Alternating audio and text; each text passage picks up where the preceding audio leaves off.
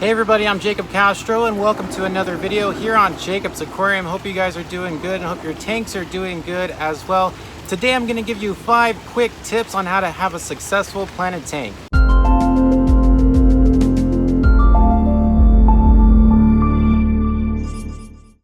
Tip number 1, buy a UV sterilizer.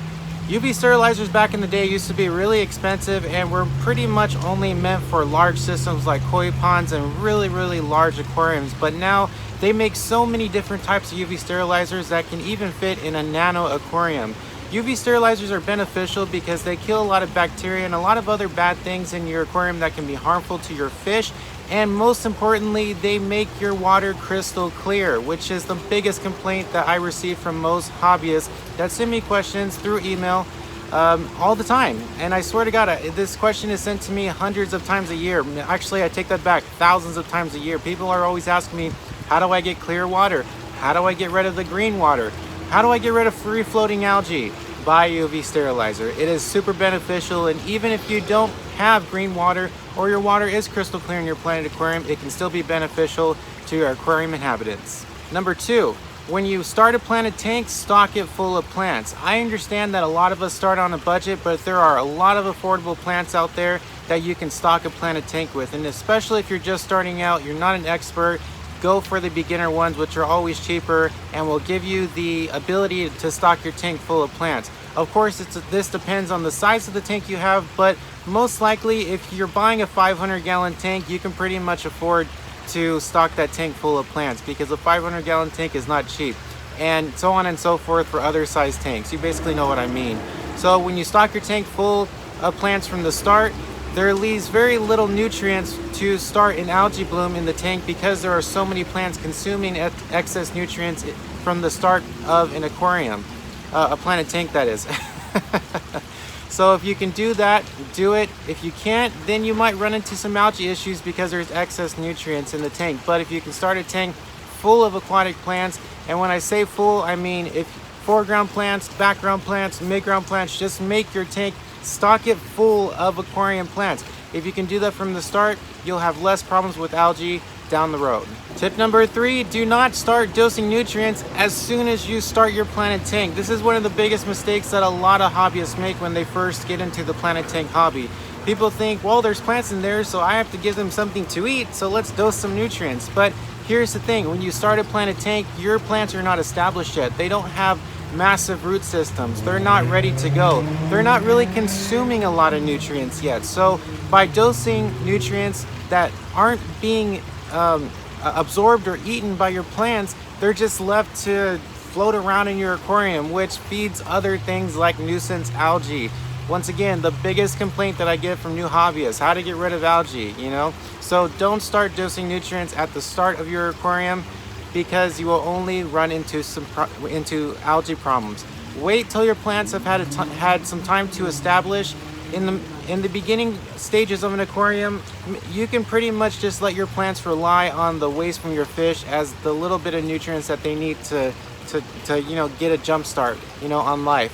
But do not start dosing nutrients at the beginning of your tank because you'll only have problems with nuisance algae and who knows what else later down the road. Tip number 4, leave your planted tank alone. Don't touch it.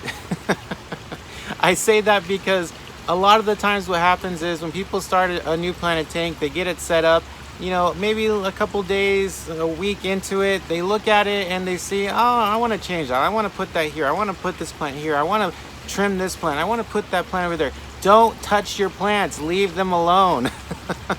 Your plants need to settle in. Your plants need to establish root systems. If you keep touching them and keep rearranging them and keep moving them, they're not going to have a chance to start. You know, they're not going to have a chance to develop that root system that you need to establish, you know? So leave your plants alone. And most of all, have a planted tank with the appropriate plants based on the fish that you have. Don't grow plants that are going to only be dug up by large fish like goldfish or cichlids or whatever.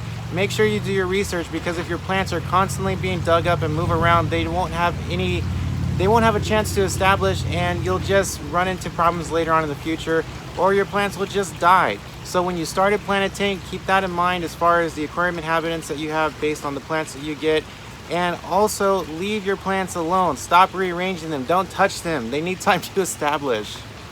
And the last tip, tip number 5, use CO2 in your tank. I know a lot of people post videos on YouTube and they say, oh look, I have this beautiful planted tank, no CO2, no ferts, minimum lighting. And it's like, that's great and all that you achieve that, but that's not the same case for everybody. And when you show that to a new hobbyist, they think they can do the same thing, and 100% of the time they try it and they fail, and then the hobby loses a member. And we don't want that. We want to encourage people in the hobby. So if you have a planted tank, or if you're gonna start a planted tank, use CO2. CO2 is beneficial no matter what to any plant. Even if you buy a plant that's recommended as a plant that can grow without CO2, doesn't matter. It can still benefit from CO2. CO2 helps plants in many different ways. It helps plants grow like crazy. It helps them establish quicker. Without using CO2, you get really slow growth, and you only can rely on the nutrients that you're dosing or the waste from your fish to give the plants what they need to grow. And most of the time, that is nothing compared to CO2. I can't tell you how many times where I've started a tank and then a week has gone by, and then I finally started dosing CO2 or injecting CO2, and the differences were night and day. My plants grew so much faster, they looked so much healthier, they were pearling, which meant they were producing oxygen for the tank. CO2 is just beneficial in any way. And again, as I mentioned in the beginning of the video, I know a lot of us start on a budget in this hobby, but there are so many affordable ways to add CO2 to a planted tank. There's even DIY methods that are insanely cheap. You can pretty much create a CO2 system for like 15 bucks, you know? So there are so many ways to add CO2, so many affordable ways, and I encourage you to do it because CO2 is beneficial to plants regardless. And I really honestly believe if more people started to plant a tank in this hobby with CO2, they would be more successful, and we'd have more members of this hobby because we would have less people that would have given up after so many failed attempts at a planted tank because they're not using CO2. So use CO2, it's very beneficial to a planted tank, and you'll get great plant growth and great overall results with your aquarium. So that's pretty much it. There are so many other things that I could talk about with the planted tank hobby, but those are 5 quick tips on how to be successful in the planted tank hobby.